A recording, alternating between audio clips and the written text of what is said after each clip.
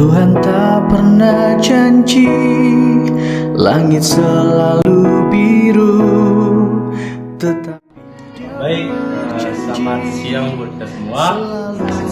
Di sini kami dari Perguruan Tinggi Universitas Negeri Medan Kemudian ingin mengobservasi kakak dan abang di gereja apa?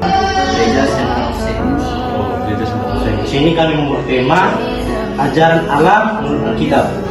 Dalam subtemanya pengaruh pengenalan Allah terhadap kehidupan rohani dari dalam pemuda masa kini.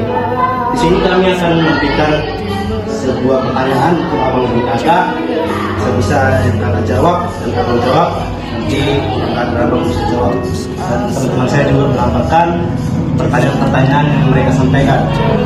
Di sini kami bertanya kepada abang dan kakak, gimana sejarah pemuda gereja setempat ini? Baik, sebelumnya dulu kami perkenalkan diri. Saya Jupan Kurniawan sebagai Ketua GFC di Gereja Sentral Hussein dan saudari Nita sebagai sekretaris GFC dan juga di gereja di tempat ini. Dan sebelumnya juga kepada teman-teman dari Med, kabarnya kami juga tidak mengenal siapa namanya. Kami mau tahu siapa namanya mulai dari Bang yang di sebelah saya ini. Silakan Bang. Baik, perkenalkan nama saya Paulus Rahabu. Perkenalkan, nama saya Desman Zega. Perkenalkan, nama saya Rian Jennifer Christian. Oke, baik. Tadi teman-teman datang kemari untuk observasi sebagai tugas dari perkuliahan dari kampus. Tadi teman-teman sudah menyampaikan pertanyaan mengenai sejarah dan berdirinya pemuda di tempat ini. Kami juga kasih tahu bahwa pada tanggal 7 Juli tahun 12 Juli tahun 2020 dibentuknya sebuah komunitas gereja di tempat ini, yaitu khususnya pemuda. Nah, untuk itu sebelumnya pada tahun 2019 gereja dibentuk dan pemuda-pemudi di tempat ini belum ada namanya komunitas. Ya, komunitas kami dari gereja ini yaitu Generation for Christ, artinya generasi untuk Tuhan. Nah, kita sebagai anak-anak Tuhan, kita harus melahirkan generasi-generasi muda, baik dari kalangan gereja di tempat ini, bahkan di luar gereja pun kita akan berusaha untuk mencari mereka, supaya mereka bisa datang kemari, supaya kita bisa memuridkan mereka, supaya bisa kita berikan mereka ajaran-ajaran dan belajar juga bersama di tempat ini, supaya dengan tujuan kita dari komunitas ini yaitu melahirkan generasi muda. Oke, ada selanjutnya. Baik, terima kasih untuk jawaban dari tentang pertanyaan kami tentang sejarah pemuda di gereja ini, Bang. Dan mungkin pertanyaan selanjutnya ini mengenai bagaimana supaya pemuda di gereja ini mau memberikan waktunya untuk beribadah. Baik, di sini saya menjawab. Sebelumnya itu bagaimana kami mengundang muda-mudi yang sebelumnya belum beribadah di tempat ini. Jadi kami bersosialisasi dulu di kalangan masyarakat ini. Kita mengajak, kita menginjil lah setidaknya kan untuk beribadah di tempat ini. Setelah itu kita bersosialisasi dan teman kita ini juga mengundang jiwa baru. Itulah kenapa kita berada di tempat ini. Dan seterusnya juga Kak Nita, untuk muda-mudi yang masih belum bergabung bersama kita, kemarin kami keliling baik di Plaza, di pinggir jalan pun kami ketemu anak muda, kami cerita-cerita kegiatan apa kegiatan sehari-harinya, apakah masih kuliah atau sudah bekerja. Jadi dengan kami sudah berkomunikasi, kami memulai kedekatan kami sehingga kami berani kepada mereka untuk mengajak mereka untuk datang beribadah bersama-sama di tempat ini. Jadi dengan mereka sudah datang dan mereka pertamanya namanya saja pertama masih belum bisa bergaul semaksimal mungkin. Tapi lama kelamaan teman-teman dengan sepenuh hati mereka nyaman di tempat ini, dan mereka selanjutnya mereka bisa melayani di tempat ini. Jadi kami juga tidak menutup diri untuk memberikan mereka peluang untuk melayani mereka, dan juga memberikan waktu kepada mereka untuk bisa mengambil bagian dalam pelayanan, baik itu musik, baik itu dalam singer dari pemimpin pujian. Jadi mereka kami berikan waktu kepada mereka supaya mereka juga bisa melayani Tuhan dengan sepenuh hati.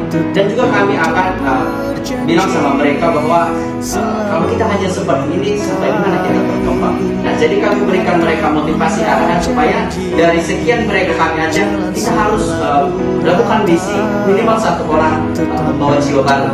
Jadi mereka membawa jiwa baru, dan begitulah kami keadaan GCFC atau komunitas kami di tempat ini, sehingga kami bisa sampai sekitar 20 orang lebih. Dan pertanyaan, apa yang membuat Yang memberikan gimana waktu supaya pemilu memberikan waktu untuk ibadah? kita sudah mencari, kita sudah berkoordinasi soal pada kita.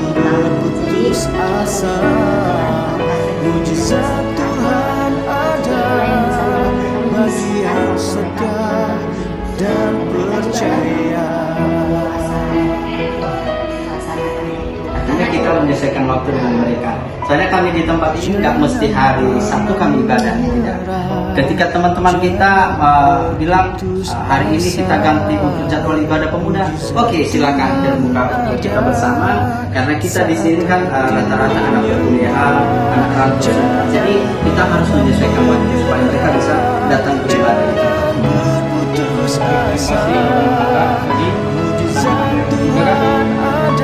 Di mana orang abang itu kan mengajak supaya pemuda bertahan sampai saat ini. Mereka bertahan sampai saat ini. Kami di tempat ini kami ada program-program setiap 3 bulan kami sudah susun apa saja programnya. Di setiap bulan kami tidak menonton ibadah terus di gereja. Ya, jadi kami buat sebuah kegiatan. Dalam sebulan itu kami 2 kali ibadah, 1 kali games, dan kadang kami ibadah di luar, ya, gitu, supaya teman-teman yang lain juga, teman-teman youth bisa bertahan sampai sekarang ini, karena kegiatannya tidak monoton di situ saja. Jadi bisa kita berkolaborasi, bisa kita ibadah di luar. Apa usul teman-teman kita akan terima, itu saja. Ya, terima kasih Bang. Kak, selanjutnya ini sesuai dengan topik subtema kami yang telah kami angkat mengenai pengaruh pengenalan Allah terhadap kehidupan rohani sehari-hari dalam pemuda masa kini, dan berkaitan di situ di pemuda di gereja ini, apakah orang abang kakak ada mengajarkan atau memberikan tentang pengenalan Allah? Nah, untuk pengenalan Allah, setiap kami ibadah itu dibuat jadwal per bulan tadi, seperti yang saya katakan, yaitu 2 kali sebulan ibadah. Nah, di ibadah itu sebagai pembicaranya, saya sebagai ketua sekarang sudah dikasih jadwal untuk menyampaikan firman, untuk belajar bersama-sama, dan Pak Gembala Sidang juga akan tetap membimbing, mengarahkan kami untuk mengajari kami dalam firman Tuhan. Ya, jadi teman-teman pemuda yang sudah bergabung bersama kami, Pak Gembala Sidang kami kami bersyukur dan begitu berterima kasih, karena Pak Gembala kami di tempat ini tidak membiarkan kami menjalankan program ini hanya dengan kami pemuda, tetapi dia terus membimbing, mengarahkan kami supaya ibadah atau pengenalan akan Allah tetap ada dalam kehidupan kita sebagai muda-mudi. Jadi apapun kegiatan yang kami rencanakan, kami akan sampaikan kepada Pak Gembala Sidang, dan Pak Gembala Sidang akan memberikan arahan dan akan menyetujui jika merasa bisa dilakukan. Jadi pemahaman tentang Alkitab kami juga belajar bersama-sama. Nanti ketika kami adakan game, kami buat sesi pertanyaan, saling tukar pikiran mengenai firman Tuhan, supaya apa yang tidak mengerti bisa kita pahami bersama dan akan dibimbing oleh Pak Gembala Sidang di tempat ini. Terima kasih Bang. Jadi Kak, pertanyaan yang selanjutnya, apakah di gereja ini orang abang kakak mengajarkan tentang pendalaman Alkitab? pastinya kita mengajarkan dalam kami juga sembari juga belajar juga. Pak Gembala Sidang sudah ada programnya untuk hal itu dan ada planningnya untuk kami muda-mudi, karena Pak Gembala kan rata-rata muda-mudi di tempat ini masih belum ada dasarnya dari teologi. Jadi Pak Gembala Sidang sembari ibadah dia memberikan pengajaran atau pelatihan kepada kami muda-mudi bagaimana cara mengenal yang namanya Allah, baik itu melalui khotbahnya maupun kami secara pribadi juga. Dia akan mengajari kami, dia akan menyampaikan bagaimana kita lebih mengenal Allah yang sesungguhnya, jangan hanya sebagai KTP sebagai orang Kristen. Jadi kita memang benar-benar menjadi orang Kristen yang sejati. Jadi ini pertanyaan berikutnya, apakah setelah abang memberikan atau mengajarkan tentang dalam Alkitab, apakah ada muncul aplikasi dalam pemuda itu? Setelah ada pengajaran-pengajaran yang disampaikan oleh Pak Gembala Sidang ketika kami sharing bersama, jadi mudah-mudi seperti kami bisa kami aplikasikan dalam kehidupan kami. Contohnya kami dulu belum bisa melayani, sekarang sudah bisa melayani. Dulu belum bisa main musik, sekarang ada pelatihan untuk belajar musik setiap hari Kamis. Kami adakan program seperti itu supaya teman-teman ikut terlibat di dalam pelayanan, sehingga apa yang disampaikan oleh Pak Gembala Sidang, apa rencana atau program bisa kami ikuti bersama dan dapat kami aplikasikan dalam kehidupan kami. Tidak hanya mendengar saja, tetapi kami dapat melakukannya. Itu meskipun dalam hal ini banyak kekurangan karena situasi dan waktu yang harus disesuaikan kepada muda-mudi di tempat ini. Jangan kita istilahnya tarik ulur juga, jangan kita memaksakan mereka harus ibadah setiap hari ini, tetapi kita selalu komunikasi, kita cari tahu kapan ada waktunya bisa ibadah, belajar bersama sehingga mereka nyaman di tempat ini. Itu saja. Baiklah Bang, mungkin ini saja pertanyaan dari kami. Semoga pemuda saat ini semakin mendalami tentang pengenalan arah dan bicara tentang Alkitab. Demikian dari kami, sekian dan terima kasih. Oke, salam. Yesus, Yesus, Kau berarti.